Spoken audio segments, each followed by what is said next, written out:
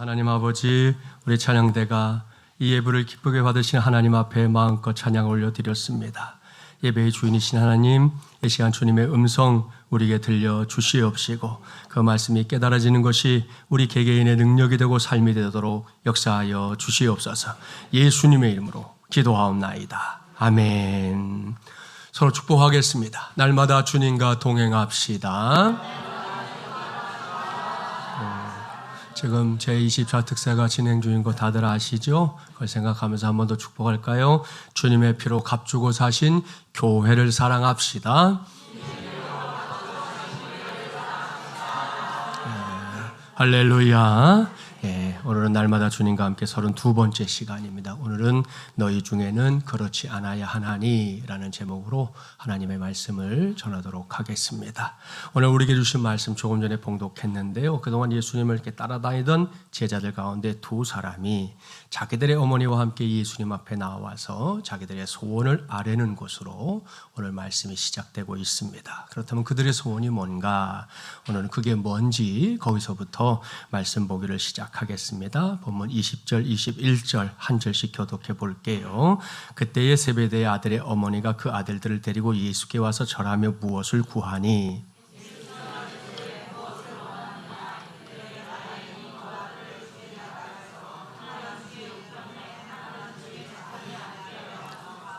여기서 우리는 12명의 제자들 가운데 두 사람을 만나게 되죠. 그들은 세베대의 아들들인 야고보와 요한입니다. 조금만 관심을 가지고 성경을 읽어본 사람들이라면 이 두 사람이 한 형제구나 하는 거 알고 있을 겁니다. 이들은 우리에게 매우 익숙한 베드로와 함께 제일 먼저 예수님의 제자로 이렇게 부르심을 받았던 사람들이고요. 그때부터 이제 이 말씀이 기록된 지금까지 야고보와 요한은 나름대로 열심히 예수님을 따라다녔습니다. 그런 과정을 거쳐 야고보와 요한은 베드로와 함께 자연스럽게 이 수제자의 대열에 서게 되는 남다른 은혜까지 누리게 됐습니다. 사랑하는 마주물려는 가족 여러분, 여기까지만 해도 얼마나 큰 은혜입니까? 예수님이 공생의 사역을 감당하던 그때 12명의 제자 중에 한 사람이 됐다는 것. 그건 두 사람이 받은 은혜 중에 은혜요, 복 중에 복이었습니다. 게다가 자타가 인정하는 이제 수제자의 그 그룹에 포함까지 됐으니까요. 그야말로 신바람 나고 또 가끔은 어깨가 으쓱거릴 일입니다. 그런데 야고보와 요한이 두 형제를 잘 보십시오. 그들은 거기에 만족하지 않고 더 큰 욕심을 부리고 있습니다. 한번 곰곰이 생각해 보십시오. 예수님이 죽었던 야이로의 딸을 살릴 때 그 엄청난 기적의 현장에 데리고 들어갔던 사람들이 누굽니까? 베드로와 야고보 그리고 요한이었습니다. 우리 교회 입장에서는 지난주에 1월 첫 주일에 그 성경으로만 보면 바로 얼마 전에 예수님과 함께 이 변화산에 올라가서 예수님의 변화되는 걸 보았던 사람들. 그 변화산에서 예수님이 모세 엘리야와 더불어 이렇게 말씀을 나누시는 그 황홀한 장면까지 직접 목격했던 사람들 누굽니까? 그들 역시 베드로와 야고보 그리고 요한이었습니다. 보십시오. 이미 그들은 특별한 사랑을 받은 사람들입니다. 이미 이렇게 남다른 은혜를 누리고 있는 사람들이었습니다. 그러니 우리의 눈에는 그다지 부족할 게 없어 보여요. 이미 예수님 때문에 갖게 된 자부심이 그들 안에서 차고 넘치는 상태였기 때문입니다. 그러나 야고보와 요한은 그 정도에 만족하지 않았습니다. 당시에 예수님의 인기가 유대사회 전체를 달구고 있었다는 거 아시죠? 가는 곳곳마다 사람들이 예수님의 곁에 마구마구 모여들었다는 게 그 증거입니다. 그러한 현상을 감지한 두 형제 가만히 앉아있지 않았습니다. 기회를 쫙 엿보다가 어느 날 어머니까지 앞세워 가며 예수님을 찾아온 거예요. 이런 걸 우리식으로 말하면 뭐라고 하는지 아시죠? 치맛바람. 치맛바람이에요. 그렇습니다. 두 형제는 어머니의 치맛바람을 앞세워 가며 조만간 세상을 뒤집어 버릴 것이라고 믿어지는 예수님을 찾아왔습니다. 그러더니 그 자리에서 하는 말, 그날이 되면 예수님의 사람들로부터 왕 같은 대접을 받게 될 것이다. 이렇게 단언하고 있습니다. 그걸 전제하면서 그렇게 새로운 시대가 열릴 때 뭘 해달라고요? 야고보와 요한 자기의 두 아들을 각각 예수님의 좌청룡 우베코로 세워주십시오. 이렇게 부탁하고 있습니다. 사랑하는 여러분, 이것이 야고보와 요한이 예수님 앞에 찾아와서 드러낸 큰 욕심이었습니다. 앞서 말씀드린 대로 지금까지 두 형제가 누린 은혜 결코 적은 게 아니에요. 정말 이제 크다면 아주 큰 은혜를 누리며 여기까지 왔고요. 지금도 그걸 누리는 중입니다. 그러니 그 정도만 해도 얼마나 황송한 일입니까? 자, 우리끼리 하는 말이지만 이 두 형제 예수님이 아니었다면 저 북쪽 갈릴리에서 물고기 잡는 어부로 인생을 마감할 사람들 아닙니까? 뭐 그 이하나 그 이상이 뭐가 있어요? 그게 전부지. 그런 사람들을 예수님이 불러주셨고요. 그런 사람들에게 이미 큰 은혜를 부어주신 겁니다. 그런데 이들은 거기서 더 큰 욕심을 부리고 있습니다. 자기들의 욕심이 불러올 그 이후의 일들에 대해서는 전혀 생각하지 않고 말입니다. 여기서 우리가 주목해야 할 거, 그건 다름 아닌 욕심이라는 거죠. 욕심이 뭔지는 다들 아시잖아요. 사전적인 정의를 보면 욕심이란 분수에 넘치게 무엇을 탐내거나 누리고자 하는 마음, 그랬습니다. 이러한 욕심의 정의만 봐도 이게 우리가 내 마음대로 다스리기에는 좀 버거운 것이구나 하는 거 알 수 있는데요. 문제는 예나 지금이나 불필요한 욕심이 항상 골치 아픈 문제를 일으킨다는 겁니다. 그놈의 욕심이 자신을 망하게 하기도 하고요. 때로는 자기 자신과 다른 사람을 망하게 하기도 한다는 거 여러분도 듣거나 또 알고 있을 거고요. 이와 관련해서 뭐 작건 크건 적어도 한 번 정도의 체험담은 다 가지고 있을 거다 생각합니다. 여기에 해당하는 실화를 하나 소개하고 가려고 합니다. 18세기에 존 블런트라고 하는 사람이 영국의 국왕과 손을 잡고요, 사우스 C라고 하는 주식회사, 바로 저 회사를 만들었습니다. 이 영국 사람들은 휘장도 좋아하잖아요. 아주 멋진 휘장까지 만들었는데요. 당시에 영국 정부가 아주 빚이 굉장히 많이 왔거든요. 그 부채를 무역으로 해결해 주겠다, 이런 명분으로 이제 국왕을 설득해가지고 특혜를 받은 것이었어요. 회사를 만든 존 시장에 헛소문을 흘려서 회사의 주식값을 폭등시켰습니다. 이게 여기서 끝났다면 그랬구나, 이러면 끝날 일인데요. 안타깝게도 이 일에 발에 깊이 담근 한 사람을 우리 모두가 너무나 잘 알고 있어요. 누구냐? 김진철 목사요? 아닙니다. 저는 아니고 만유인력을 발견한 것으로 우리에게 알려진 존 뉴턴이었습니다. 이 일과 관련해서 뉴턴이 어떻게 움직였는지 세월이 지금 얼마나 많이 흘렀습니까? 그런데 요즘 사람들 너무 친절해가지고 그 당시의 상황을 차트로 그려서 남겨준 사람도 있어요. 볼까요? 자, 이게 그 차트인데 뉴턴이 사우스시 주식을 조금 사들인 게 언제냐면 그 밑에 나오죠. 1720년 2월 20일이었습니다. 그때 200파운드가 좀 안 됐는데요. 이게 오늘날 우리의 화폐로 환산하면 약 34만 원입니다. 한 주식에. 자, 그런데 가격이 크게 오를 기미가 보이지 않았어요. 그래서 뉴턴이 5월쯤에, 얼마 안 됐잖아요. 5월쯤에 주식을 재빨리 처분했습니다. 거기서 끝. 그랬다면 별일이 없었을 건데요. 주식을 처분한 다음 날도, 그 다음 날도 사우스시 주식이 막 폭등하고 있다, 이런 소식이 들려옵니다. 자, 거기 보세요. 시점을 보니까 500파운드가 넘고 있죠. 처음 투자할 때보다 지금 2.5배가 지금 더 뛰어버린 거예요.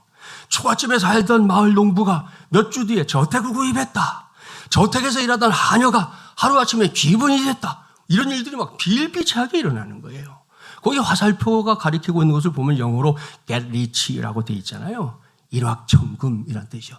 뉴턴의 주변 사람들이 일확천금을 가지게 됐다.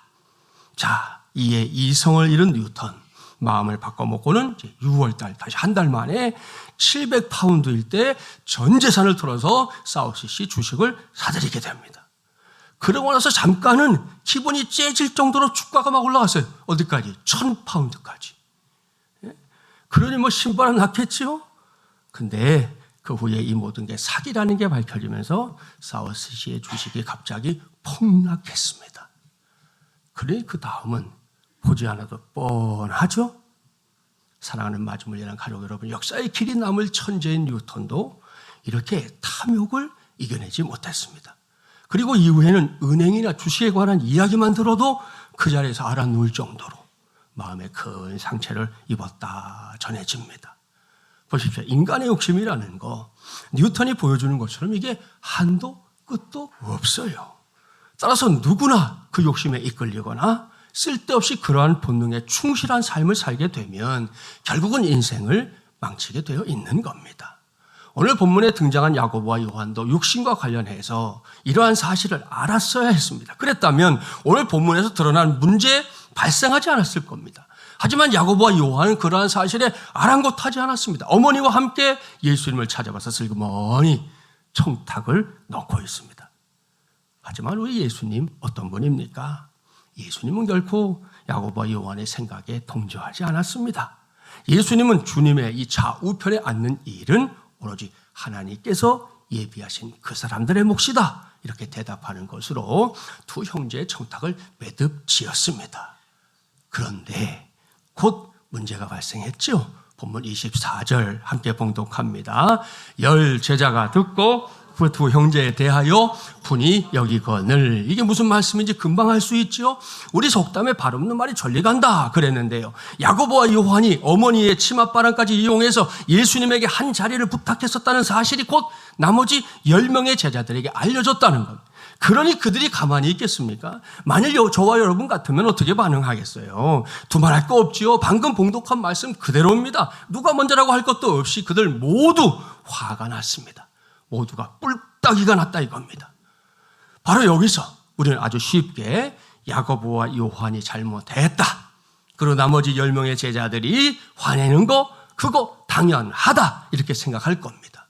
이건 우리만의 생각이 아니에요. 여기서 표면적으로 드러나는 문제들만 보면 누구나 이렇게 쉽게 생각할 겁니다. 한쪽은 잘못했고 다른 한쪽은 잘했다, 이런 식의 생각 말입니다.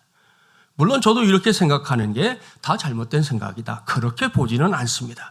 오늘 우리에게 주신 말씀을 살펴보다 보면 얼마든지 그렇게 생각할 여지가 있어요. 그런데 여러분, 저는 여기서 2024년 사순절을 살고 있는 저 자신과 여러분에게 큰 경종을 울리려고 합니다. 왜냐하면 이 말씀이 그렇게 쉽게 결론을 짓고 갈 수 있는 말씀이 아니기 때문입니다. 그렇습니다. 예수님이 하신 말씀은 모든 말씀이 그렇지만 오늘 주신 말씀도 그냥 휙 하고 지나가 버릴 말씀이 아니에요. 여기에는 날마다 주님과 함께를 외치며 살고 있는 우리가 반드시 알아채야 할 게 있습니다. 그것이 뭐냐? 그것은 바로 여기에 사탄이 슬쩍 던져놓은 미끼가 있다는 사실입니다. 그 미끼가 뭐냐? 그건 사람들을, 오늘로 말하면 저와 여러분, 우리 모두를 타성에 젖게 만드는 것입니다. 심리학이라고 하는 학문에서 중요하게 말하는 것 중에 하나가 그 인지학이라는 거, 인지력이라는 거거든요. 이 인지력이라는 것은 뭔가 자극을 받아들이고 저장하고 때로 이렇게 인출하는 능력, 혹은 지각, 기억, 상상, 개념, 판단, 추리를 포함해서 뭔가를 알 수 있는 능력을 인지력, 이렇게 말하는데요. 이러한 인지력에 관한 연구하는 심리학자들은 종종 타성이라고 하는 현상에 맞닥뜨린다 그럽니다. 타성이 뭔지는 알잖아요. 타성이란 주변에 새로운 사물이나 자극이 생기면 처음에는 그것을 강하게 인식하지만 어느 정도의 시간이 지나고 나면 거기에 그냥 익숙해져 버리는 걸 말하는 개념이지요. 자, 예를 들어서 새 손목시계를 차면 처음에는 손목시계의 존재를 확실하게 느껴요. 아침마다 차고 나가는 게 당연해요. 그렇죠? 하지만 어느 정도 시간이 지나면 나 자신이 손목시계를 찼다는 사실조차 우리가 잘 느끼지 못하게 됩니다. 새 집으로 이사 갔을 때도 마찬가지예요. 처음에 이사 가면 살림들 가운데 고쳐야 하거나 개조할 것들의 목록을 작성해요. 그런 것들이 왜? 쉽게 눈에 띄기 때문이죠. 그러나 5년쯤 살면요, 여전히 그 목록을 갖고 있다 해도 고쳐야 할 부분들이 더 이상 눈에 거슬리지 않습니다. 이렇게 어떤 물건에 대해서 사람이 타성에 젖는 거, 그 정도는 애교로 봐줄 수가 있습니다. 문제는 우리의 한 번뿐인 인생길에서 만나게 되는 타성입니다. 우리의 일상적인 삶에서 나도 모르게 젖어드는 것들이 있다는 건데요. 그런 것들 중에서 가장 큰 도전 중에 하나는 영적인 타성과 싸우는 것입니다.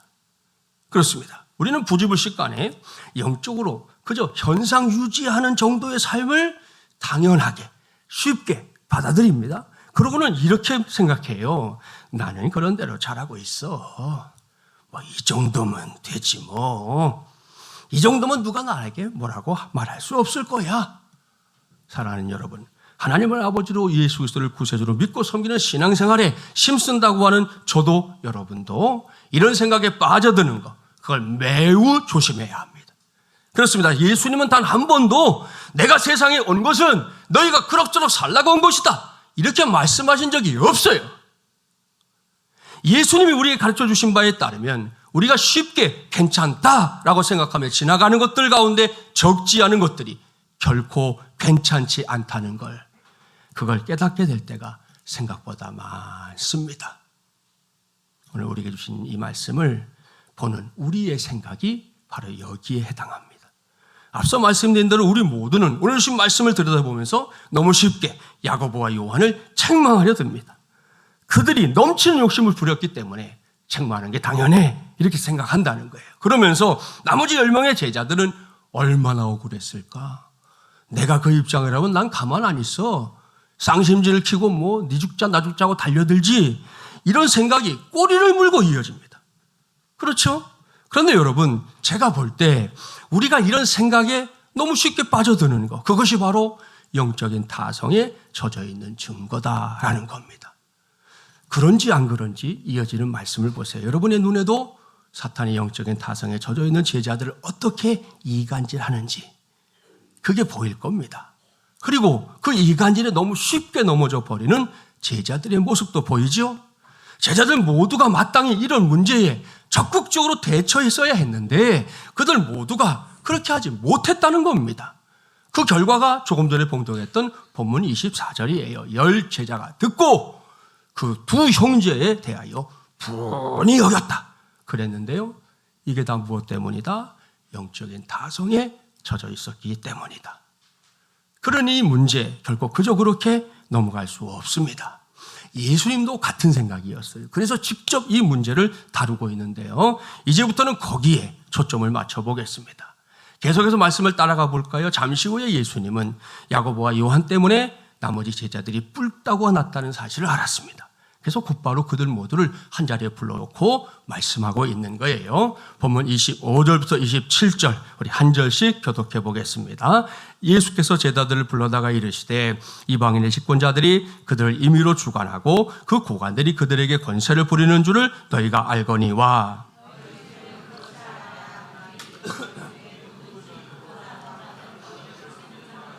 함께요. 너희 중에 누구든지 으뜸이 되고자 하는 자는 너희의 종이 되어야 하리라. 아멘. 할렐루야. 이 말씀을 잘 보세요. 여러분, 이 말씀 예수님이 야고보와 요한을 편들어주고 있는 건가요? 아니죠. 틀림없습니다. 그렇다면 나머지 10명의 제자들을 편들어주는 겁니까? 그것도 아니죠. 이건 역시 명백합니다. 그렇다면 여기서 예수님이 제자들을 지금 다 불러놓고는 가르쳐 주려고 하는 게 뭡니까? 여기서 예수님이 가르쳐 주고자 하는 것은 앞서 야고보와 요한이 요구했었던 문제, 그러니까 자리 다툼에 해당하는 문제 때문에 서로 반목하는 일이 없어야 한다는 거예요. 우리는 이미 알고 있습니다. 야고보와 요한이 다른 10명을 따돌리고 자기들만 뭔가 한 자리를 차지하려고 했었다는 사실을 말입니다. 그때 예수님은 먼저 야고보와 요한의 요구를 한마디로 일축해버렸습니다. 그런 다음에 10명의 제자들이 이 문제 때문에 분노하고 나아가서 야고보와 요한을 향해서 바득바득 이를 가는 상황이 벌어졌는데요. 그런 입장에 대해서도 예수님은 결코 편들어주지 않았습니다. 대신에 뭐라고 말씀하고 있습니까? 오늘의 설교 제목 그대로지요. 너희 중에는 그렇지 않아야 하나니.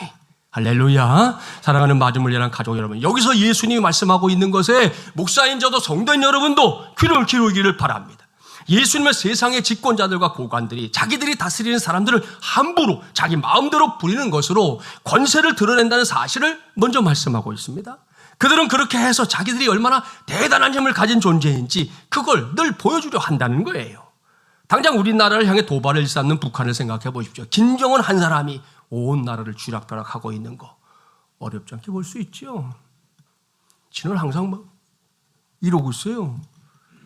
나이 많이 든 사람도 꼼짝 못해요. 예? 이젠 딸내미 앞에서들도 이러고 있으니 뭐 이제 기가 막힐 노릇이에요, 이게 지금. 러시아도 다르잖아요. 어제가 러시아의 푸틴이 우크라이나를 상대로 전쟁을 일으킨 지 2년이 되는 날이었습니다. 그동안 얼마나 많은 사람들이 전쟁의 포화 속에서 소중한 목숨을 잃었는지 모릅니다. 게다가 요즘은 정적이었던 한 사람을 감옥에서 죽였다 하는 논란 때문에 연일 세상이 시끌시끌합니다. 이런 나라에서는 지도자들이 사람들 위에 올라서서 군림하는 것으로 자신의 힘을 과시한다니까요. 그러면 그 권세 앞에서 고개 들들지 못한 채 납작 엎드려 사는 게 대부분 국민들의 삶이에요. 바로 그러한 삶을 전제하면서 예수님 말씀하시는 거예요. 너희 중에는 그렇지 않아야 하나니. 무슨 말씀입니까? 저 바깥 세상의 논리는 힘이 있는 자가 힘이 없는 자를 억누르는 거 옳게 여깁니다. 그런가 하면 뭔가를 가진 자가 가지지 못한 자를 멸시하고 우습게 여기는 것 역시 가능하다. 이렇게 생각하는 게 세상입니다. 또 많이 배운 사람들이 배우지 못한 사람들을 제멋대로 이용하고 부려먹는 거, 그 정도쯤 문제가 안 돼 생각하는 게 세상이라는 거예요. 이것이 예나 지금이나 세상에서 쉽게 통용되는 논리인데요. 그러한 세상 속에서 살다 보니 예수님의 제자들이라고 하는 야고보와 요한도 그렇게 누군가 위에 올라서서 군림하는 미래를 지금 꿈꾸고 있었다는 거예요. 우리도 그렇게 돼야 되는데, 우리도 그런 자리에 올라가야 되는데, 이런 꿈을 꾸고 있었다는 겁니다. 그런가 하면 나머지 10명의 제자들은 그런 일에 있어서 자기들이 왕따 당했다는 게 너무 억울하고 분했습니다. 무엇보다 야고보와 요한이 선수 쳤잖아요. 그러니까 순번에 있어서 우리한테는 번호도 오지 않는 거 아니야? 하고 좌불안석이었다는 거예요. 여기까지가 오늘 주신 말씀에서 확인할 수 있는 제자들이 빠져있는 영적인 타성입니다. 그러니 이런 모습을 보면서 제일 기뻐할 존재가 누굽니까? 그는 제자들 사이에 보이지 않게 숨어 들어가서 기가 막히게 그들을 이간질하는 걸 성공시킨 사탄이에요. 모르긴 몰라도요, 사탄은 오늘 본문에 기록된 일련의 상황들이 하나씩 이어질 때마다 두 손을 들고 쾌재를 불렀을 겁니다. 옳거니 먹히는구나. 옳거니 내 생각대로 돌아가는구나. 옳거니 내 뜻대로 움직이네. 지들이 예수님의 제자라고 하면서 그뿐이겠어요? 쫄다고 마귀들 모아놓고 자 건배, 우리가 또 한 번 이겼다 야, 그러지 않았을까 생각해 봅니다. 그렇다면 이러한 영적인 상황을 예수님이 몰랐을까요? 아닙니다. 예수님이 이러한 사탄의 이간질을 금방 파악했습니다. 아울러 영적인 타성에 젖어 있는 제자들의 이 무기력한 상태도 곧 파악하셨습니다. 그래서 입을 열고 말씀하시는 거예요. 너희 중에는 그렇지 않아야 하나니. 사랑하는 마지못이란 가족 여러분, 제가 오늘 이 말씀 여러 번 반복해서 읽고 있는데요, 이제는 이 말씀이 어떤 의미인지 아시겠죠? 안다면 이 말씀에 이어 예수님이 하신 말씀에 우리 모두가 귀를 기울이기를 바랍니다. 예수님은 세상의 논리에 흠뻑 젖어서 알게 모르게 영적인 다성에 빠져있는 제자들에게 너희는 세상에서 흔하게 볼 수 있는 그런 모습, 세상 사람들이 갖고 사는 그런 생각에 빠져서 지내면 안 되는 사람들이다, 이렇게 말씀하고 있는 거예요. 그러면서 하시는 말씀이 뭡니까? 크고자 하는 사람은 먼저 섬기는 사람이 되라. 으뜸이 되고자 하는 사람은 먼저 모든 사람의 종이 되어야 한다, 이렇게 말씀하셨습니다. 그런 다음에 그야말로 아주 유명한 말씀 남겨놓으셨죠? 28절 함께 봉독합니다. 인자가 온 것은 섬김을 받으려 함이 아니라 도리어 섬기려 하고 자기 목숨을 많은 사람의 대속물로 주려 함이니라. 아멘. 할렐루야. 사랑하는 여러분, 이 말씀이 바로 우리가 이 세상을 살아가면서 사탄의 속삭임에 빠지지 않을 수 있는 지름길입니다. 아울러 우리 자신이 그 어떤 영적인 타성에도 젖지 않을 수 있는 영적인 길이에요. 그 길이 무엇입니까? 다른 거 아니죠. 예수님처럼 섬김의 삶을 실천하는 것입니다. 옳습니다. 그것이 바로 저와 여러분 모두가 지금의 이 세상을 거스르는 삶을 사는 것이고요, 예수님을 따라 사는 따라쟁이의 삶을 살아내는 것입니다. 감사하게도 이러한 주님의 가르침은 그저 가르침으로 끝나지 않았어요. 지나간 역사 속에는 주님의 가르침대로 살려고 몸부림을 쳤던, 헌신의 힘을 다했던 사람들이 한둘이 아닙니다. 그 중에 한 사람만 소개합니다. 그는 흔히 브라더 로렌스 형제라고 알려진 니콜라스 헤르만이라는 사람이에요. 이 사람은 1611년 프랑스에 태어나서 10대 때에 유럽의 그 30년 전쟁이라고 아주 긴 전쟁이 있었거든요. 그 전쟁에서 부상을 당하는 바람에 안타깝게도 이 다리를 절개됐습니다. 그 후에 여러 일을 전전하다가 55세 때 그야말로 늦깎이로 영혼의 목마름을 채우겠다고 파리에 있는 카르멜 수도원에 평신도 수도사가 돼서 들어가가지고는 부엌일, 그러니까 맨 밑바닥의 일을 하게 됐습니다. 그때나 지금이나 우리 여성들은 잘 아시지만 부엌일이 쉽지 않은 일인데요. 그래도 그는 수도사들의 식사를 만들어주면서 부엌을 천국으로 만들었습니다. 그는 자신이 만든 식사를 수도사들이 먹는 걸 바라보면서 항상 감사했다 전해집니다. 이렇게 말했대요. 하나님, 이 귀한 천사들을 오늘도 섬기게 해주셔서 감사합니다. 정말 요만한 거짓도 없이 그런 마음으로 그 부엌일을 하며 그랬다는 거예요. 무슨 말입니까? 그에게는 힘겨운 부엌일이 가장 즐거운 일이었다는 겁니다. 그렇습니다. 그는 아무리 하찮은 일도 사명감을 가지면 소중한 일이 된다 여겼습니다. 그렇게 수도사를 섬기면서 그의 행복은 갈수록 커졌어요. 그런 작은 일도 큰 일로 생각했고요. 제일 중요한 건 접시 하나 닦는 것을 마치 수많은 군중들 앞에서 설교 한 번 하는 것으로 생각했다고 하니 참 대단한 사람이에요. 그렇게 20년을 변함없이 살다 보니 수도사들은 점점 그를 존경하게 됐습니다.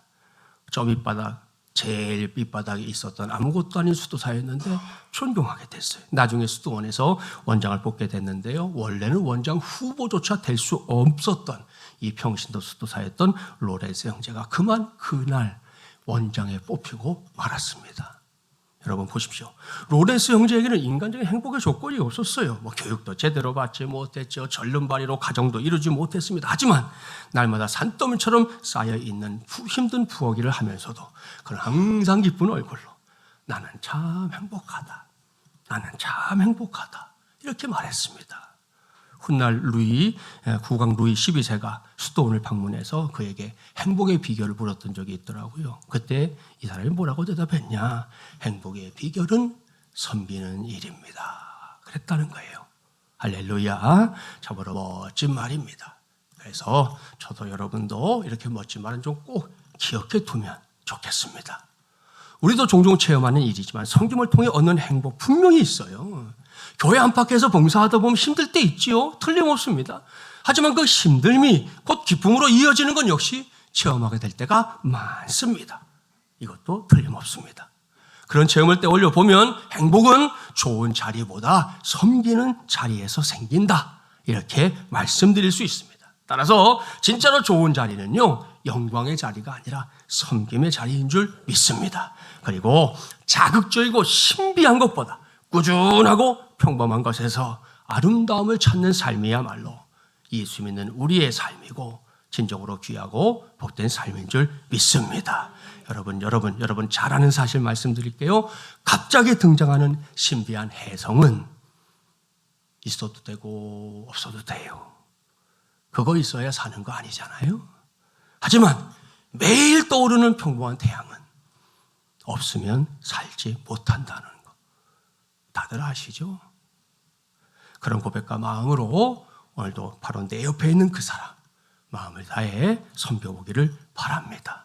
마침 지난 주간 특세를 인도하면서도 말씀드렸는데요. 하나님 우리 한 사람 한 사람을 똑같이 창조하지 않으셨다. 이게 은혜고 이게 복입니다. 목사에게는 제일 큰 은혜예요. 왜? 여러분이 다 똑같으면 제가 어떻게 목회를 하겠어요? 예? 생각해 보세요. 예? 여기 좀 앉아 계시면 노나유 권사님이 김미숙 권사님, 김미숙 권사님이 김미공 권사님, 김미공 권사님이 오미야 권사님. 이러면 어떻게 목회를 하겠어요, 제가? 다르게 생겼으니까 얼마나 감사해요. 예? 정말 감사할 일이에요. 여러분, 정말 이게 은혜고 복입니다. 그렇습니다. 하나님은 우리 모두를 걸작품으로 창조하셨습니다. 따라서 너와 내가 생긴 게 다른 건 말할 것도 없고요. 생각 다르고 추구하는 바도 다르고 스타일이 다른 거. 창조신학을 가진 사람들에게는 그게 불평의 이유가 되면 안 됩니다. 다른 게 맞습니다. 다른 게 정상입니다. 무엇보다 그게 하나님의 스타일입니다. 그걸 알아야 돼요.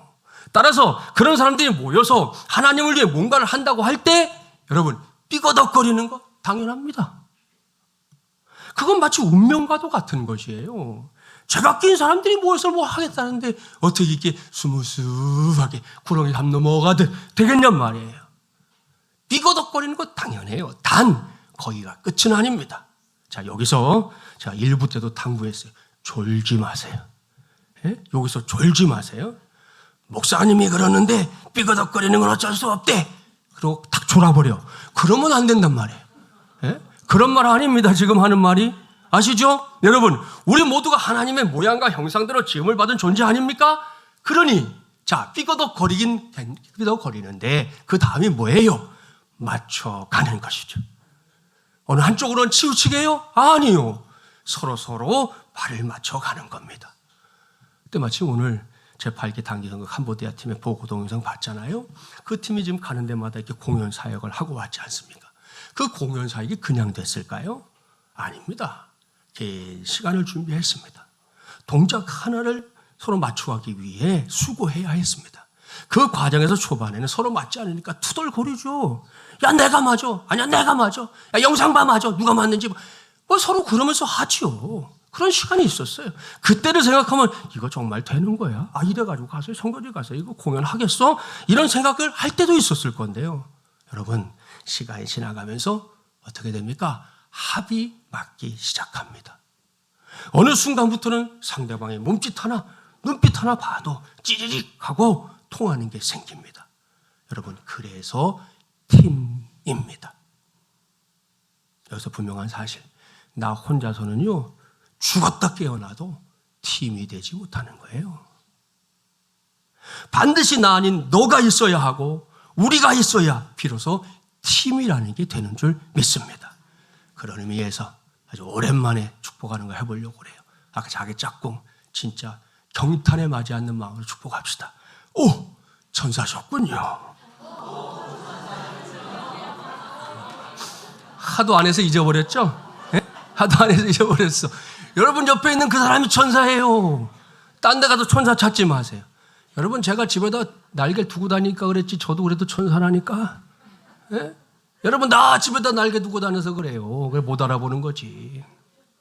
진심으로 축복합시다. 오! 천사셨군요. 한 번 더 축복합니다. 천사를 섬기는 것이 나의 기쁨입니다. 할렐루야. 자, 예수님에게서 한 수 배운 오늘 이후 바로 그런 마음으로 섬겨보십시오. 지금도 저 바깥 세상은 오로지 어제 뉴스 보셨죠? 여전히 내가 이기느냐 내가 이기느냐 여기에 온통 관심이 쏟아져 있어요. 누가 이기냐의 싸움에 이 주말이 지나고 나면 지금 정치판이 어떻게 될지 몰라요. 여러분. 예? 다 지가 이기겠다고 하니까. 예? 거기에 관심밖에 없어요. 다. 하지만 우리는 그러한 타성에 젖어서 살아갈 사람들이 아닙니다. 예수님의 가르침대로 너희 중에는 그렇지 않아야 하나니 이 말씀 그대로 나나 너만이 아니라 우리 모두가 할 수 있는 한 이기는 쪽을 선택할 수 있기를 바랍니다. 그리고 그러한 선택을 통해 하나님이 허락하시는 위대한 인생의 승리 저도 여러분도 우리 교회도 꼭 맛보며 2024년을 살아가게 되기를 주님의 이름으로 간절히 축원합니다. 기도합시다. 전능하시고 자비로우신 하나님 아버지, 오늘 우리는 예수님의 제자들이 자기들도 모르는 사이에 영적인 타성에 젖어서 말하고 행동하는 거 말씀을 통해 확인했습니다. 특별히 야고보와 요한은 어떻게든 다른 사람들 위에 군림하고 싶어하는 그 숨어있는 욕심을 드러냈고요. 다른 제자들은 선수를 뺏긴 것에 분노함으로 제자 공동체가 깨질 위험에 처했었다는 거 확인했습니다. 그러면서 그 안에서 오늘날의 나의 모습, 오늘날의 우리의 모습도 볼 수 있었습니다. 그때나 지금이나 세상은 그렇게 사는 건 당연하게 여기고요. 그걸 제일 기뻐하는 게 사탄 마귀라는 것도 분명하게 알게 됐습니다. 그래서 이 시간 우리 모두가 예수님의 가르침에 귀를 기울이기를 원합니다. 예수님은 제자들을 한자리에 앉혀놓고 분명하게 말씀하셨습니다. 세상은 늘 다른 사람들 위해 군림하는 걸 꿈꿀지라도, 그래서 거기에 끼지 못하면 분노하는 걸 당연하게 여길지라도 너희는 그렇지 않아야 한다고 말씀하셨습니다. 오늘 이 시간 이 말씀의 의미를 선명하게 깨닫는 우리 모두가 되게 하여 주시옵소서. 이 말씀의 근거에서 오늘 우리 모두가 다른 사람들 위해 군림하는 삶을 선택하는 것이 아니라 그들을 섬기는 삶을 선택하게 하여 주시옵소서. 예수님의 말씀대로 행복의 비결은 섬기는 일입니다 라고 고백하며 살았던 로렌스 형제처럼 우리도 살 수 있도록 용기를 더하여 주시옵소서. 당장 내 옆에 있는 사람과 함께 발을 맞춰가며 사는 삶 선택할 수 있도록 오늘도 도와주시고, 그래서 우리 모두가, 그리고 우리 교회가 주님 안에서 참된 행복 마음껏 누리며 신앙생활하게 하여 주시옵소서. 이 모든 말씀 우리를 섬기기 위해 이 땅에 오신 주 예수 그리스도의 이름으로 간절히 기도하옵나이다. 아멘.